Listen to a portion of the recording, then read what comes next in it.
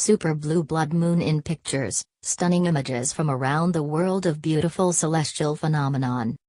Stargazers across the globe have been enjoying the rare celestial event, caused when a blood moon and blue moon occur at the same time, and the pictures are absolutely amazing. The second full moon of January passed through the Earth's shadow in a super blue blood moon eclipse today, January 31st, a rare lunar sight visible to millions of observers around the world. Today's lunar eclipse was the first to coincide with a blue moon, a second full moon in 1 month, in North America in over 150 years. It was also the second supermoon of 2018, with the moon appearing slightly bigger and brighter than usual due to its closeness to Earth. And to top it off, the supermoon passed through the Earth's shadow this morning, casting a reddish hue on the lunar surface for more than 4 hours. This lunar eclipse was visible in all 50 U.S. states as well as Australia and Eastern Asia. Sky watchers in the western U.S. had the best view of the eclipse. Farther east, the moon set beneath the horizon before the eclipse came to an end.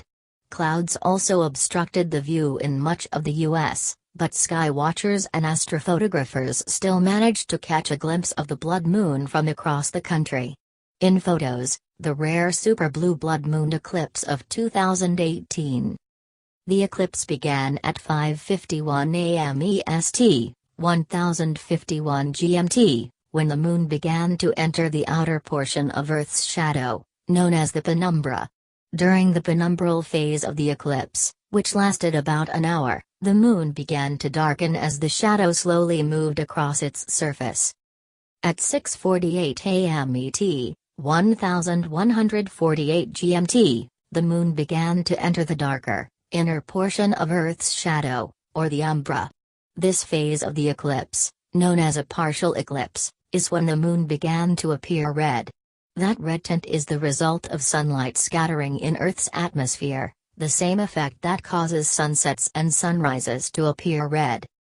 By 7:51 a.m. EST, 1251 GMT, the moon was totally submerged in Earth's umbral shadow, marking the beginning of the total lunar eclipse. During a live webcast by the SLU Community Observatory, astronomer Paul Cox said that this lunar eclipse was by far the best one I've ever seen. While sky watchers along the U.S. East Coast were not able to see this phase of the eclipse, as the moon had already set, spectators along the West Coast had an incredible view of the celestial sight. Space.com's Calico Field witnessed the eclipse with hundreds of eager sky watchers at the Griffith Observatory in Los Angeles. C. Krupp, director of the Griffith Observatory, provided occasional commentary during the eclipse. When the moon was only seconds away from emerging from Earth's inner shadow, the umbra, marking the end of totality, Krupp talked briefly about how various ancient cultures believed that lunar eclipses occurred because a being or creature was swallowing the moon. In some of those cultures, people chanted and made loud noises to scare the creator away, and free the moon.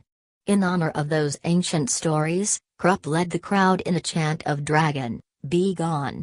After about a minute, when a sliver of the full moon had emerged from the umbral shadow, Krupp announced to the crowd that the chant had been a success. Griffith Observatory is all about putting people eyeballs to the universe, Krupp said. And it is in fact the best piece of public observatory real estate on the planet. Not every eclipse is visible from Griffith Observatory and the weather is not always cooperative when it is. But tonight, for this way past your bedtime super blue blood total eclipse, we've got ideal conditions and a big group of people early in the morning. The moon completely emerged from the dark, red shadow at 10:11 a.m. EST, 1511 GMT, after which it spent about another hour once again making its way through the penumbra. During this time, the darker than usual moon slowly began to return to its normal level of brightness. Today's total lunar eclipse was the only one that will be visible in North America all year.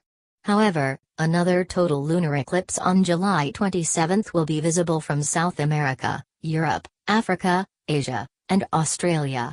The next total lunar eclipse in North America will happen on January 21, 2019.